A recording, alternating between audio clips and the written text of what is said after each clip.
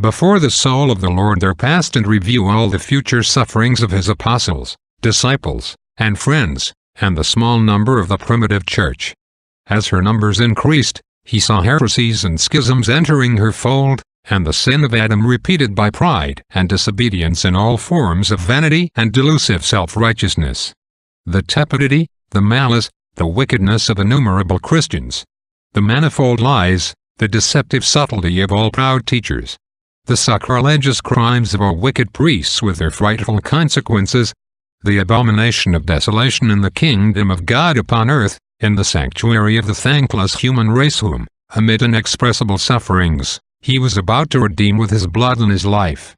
The scandals of the ages down to our own day, and even to the end of the world, I saw pass before Jesus' soul in an immense succession of visions, all forms of error, proud fallacies, mad fanaticism, false prophecies, obstinate heresies, all kinds of wickedness. The apostates, the self-righteous, the teachers of error, the pretended reformers, the corrupters and the corrupted of all ages, mocked and tormented him for not having been crucified according to their ideas, for not having died comfortably on the cross according to their desires, according to their fancy or caprice. They tore and divided the seamless robe of the church. Each wanted to have a redeemer other than he who had delivered himself through love. Countless numbers ill-treated him, mocked him, disowned him. He saw countless others who, disdainfully shrugging their shoulders and wagging their heads at him, avoided his arms stretched out to save them and hurried on to the abyss which swallowed them up. He saw innumerable others who dared not openly deny him, but who turned away in disgust from the wounds of his church, which they themselves had helped to inflict. They were like the Levite passing by the poor man that had fallen among robbers. Jesus saw them abandoning his wounded bride like cowardly, faithless children who forsake their mother in the dead of night at the approach of the thieves and murderers to whom they themselves had opened the door. He saw them hastening after the booty that had been conveyed into the wilderness, the golden vessels and the broken necklaces. He saw them pitching their tents under the wild offshoots, far away from the true vine.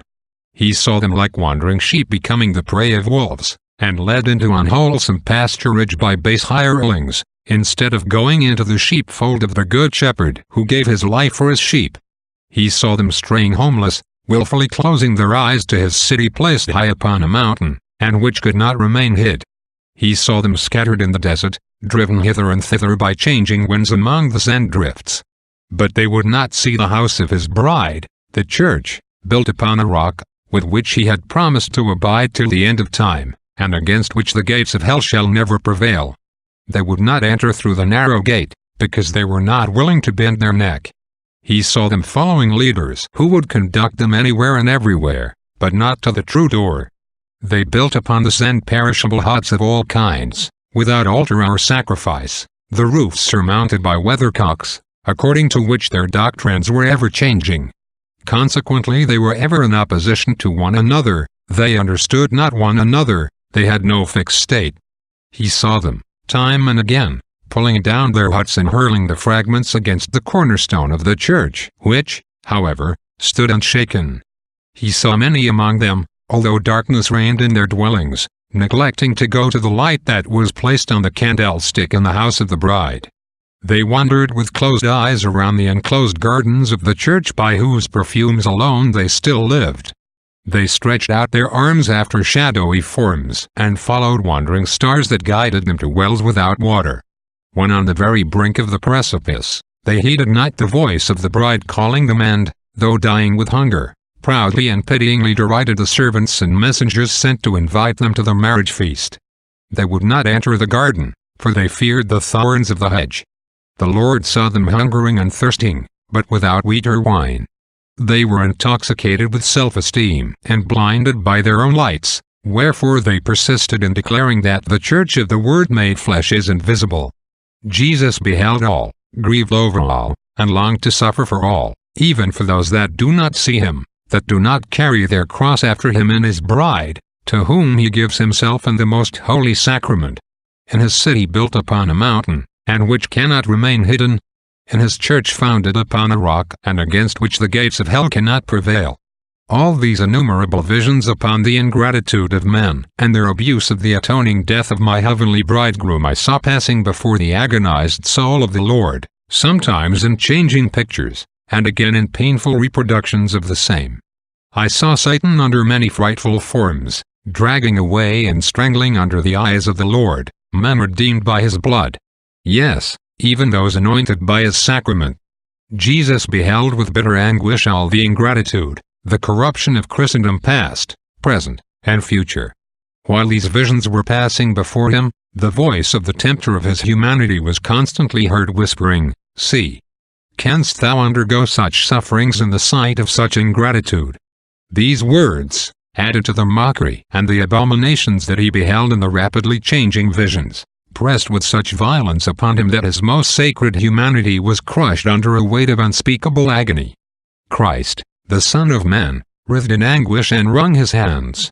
As if overwhelmed, he fell repeatedly on his knees, while so violent a struggle went on between his human will and his repugnance to suffer so much for so thankless a race, that the sweat poured from him in a stream of heavy drops of blood to the ground. Yes, he was so oppressed that he glanced around as if seeking help, as if calling upon heaven and earth and the stars of the firmament to witness his anguish. It seemed to me that I heard him crying out, "Ah, is it possible that such ingratitude can be endured? Witness ye my extreme affliction." At that moment, the moon and the stars appeared suddenly to draw nearer to the earth, and I felt in that same moment that the night became brighter. I noticed on the moon what I had not seen before. It looked quite different. It was not yet quite full, though it appeared to be larger than it does to us. In its center, I saw a dark spot. It looked like a flat disk lying before it. In the center of this disk, there appeared to be an opening through which streamed light to the moon not yet full. The dark spot was like a mountain, and all around the moon was a circle of light like a rainbow. In his sore distress, Jesus raised his voice for some instants in loud cries of anguish. I saw that the 3 apostles sprang up in fright. With raised hands, they listened to Jesus' cries and were on the point of hastening to him. But Peter stopped James and John, saying, "Stay here. I will go to him." And I saw him hurrying forward and entering the grotto. "Master," he cried, "what has happened to thee?" But he paused in terror at the sight of Jesus bathed in blood and trembling with fear. Jesus made no answer, and appeared not to notice Peter. Then Peter returned to the other 2, and reported that Jesus had answered him only by sighs and groans.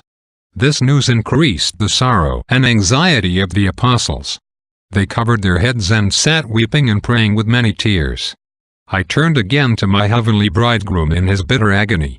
The frightful visions of the ingratitude and the misdeeds of future generations, whose debt he was taking upon himself, whose chastisement he was about to endure, overwhelmed him with their ever-increasing multitude and horror.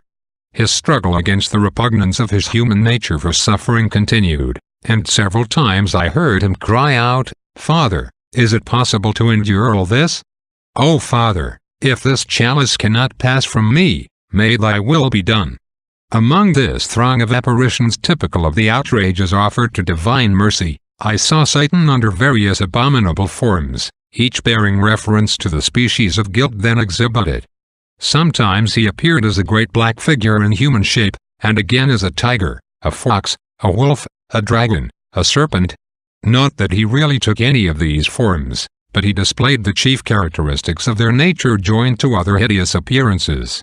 There was nothing in them that perfectly resembled any creature.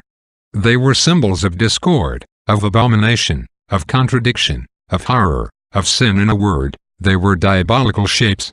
And by these hellish forms, Jesus beheld innumerable multitudes of men urged on, seduced, strangled, and torn to pieces, men for whose redemption from the power of Satan, he was about to enter upon the way that led to the bitter death of the cross.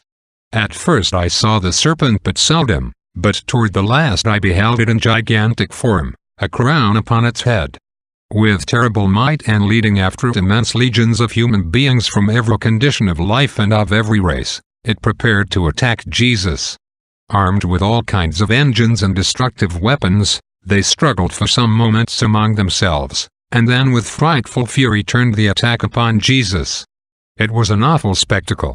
Their weapons, their swords and spears, rose and fell like flails on a boundless thrashing floor, and they raged against the heavenly grain of wheat that had come upon earth to die in order to feed mankind eternally with the bread of life. I saw Jesus in the midst of these raging multitudes, many of whom appeared to me blind. He was as much affected by the sight as if their weapons really descended upon him. I saw him staggering from side to side, sometimes standing upright, and then falling to the ground. The serpent formed the central figure in this army, which it constantly led forward to new attacks. It lashed its tail around on all sides, and all whom it fell to the earth or enveloped in its coils it strangled, tore to pieces, or devoured. Upon this I received an instruction that these multitudes that were thus tearing Jesus to pieces represented the countless number of those that in diverse ways ill-treat him who, in his divinity and humanity, body and soul, flesh and blood under the forms of bread and wine in the most blessed sacrament, dwells ever presenting that mystery as their Redeemer. Among these enemies of Jesus, I recognized the offenses of all kinds committed against the blessed sacrament, that living pledge of his uninterrupted personal presence with the Catholic Church. I saw with horror all the outrages springing from neglect, irreverence, and omission, as also those of abuse and the most awful sacrilege. I saw those that arose from the worship of the gods of this world, from spiritual darkness and false, superficial knowledge, from error, incredulity, fanaticism, hatred, and bloody persecution. I saw all kinds of people among these enemies, the blind and the lame, the deaf and the dumb, and children. There were blind who would not see the truth, the lame through sloth, who would not follow it, the deaf who would not listen to its warnings or its threats, the dumb who would never, with the sword of the word, take up their Lord's defense, and in fine, children spoiled by following worldly-minded and God-forgetting parents and teachers, who were fed on earthly pleasure, who were intoxicated with empty knowledge, and who loathed divine things, though starving without them. Among these children, the sight of whom grieved me especially, because Jesus so loved children, I noticed in particular many badly instructed, badly reared, and irreverent acolytes who do not honor Christ in the Holy Mass. Their guilt falls partly upon their teachers and the careless sacristans. But with terror I saw that many of the priests themselves, both of high and low degree, yes, even some that esteem themselves full of faith and piety, contribute their share toward outraging Jesus and the Blessed Sacrament. Of the many whom, to my great sorrow, I thus saw, I shall say a word of warning to one class only, and it is this: I saw numbers that believe, adore, and teach the presence of the living God in the most blessed sacrament, yet who do not sufficiently take it to heart. They forget, they neglect, the palace, the throne, the canopy, the seat, and the royal adornments of the King of heaven and earth, that is, the church, the altar, the tabernacle, the chalice, the monstrance of the living God, along with all the vessels, the furniture, the decorations, the festal robes, and all that is used in his worship, or the adornment of his house. All things were ignominiously covered with dust and rust, moldering away and, through long years of neglect, falling to ruin. The service of the living God was shamefully neglected, and where it was not inwardly profaned, it was outwardly dishonored. Nor did all this arise from real poverty, but from indifference and sloth, from following old customs, from preoccupation of mind with vain, worldly affairs, and often too from self-seeking and spiritual death. I saw neglect of this kind in rich churches, and in others tolerably well off. Yes, I saw many in which worldly love of splendor and tinselled finery had replaced the magnificent and appropriate adornments of a more devout age. What the rich in ostentatious arrogance do, the poor foolishly aim at in their poverty and simplicity. This recalls to me our poor convent chapel in which the beautiful old stone altar had been covered with wood vine to imitate marble, a fact that always gave me sorrow.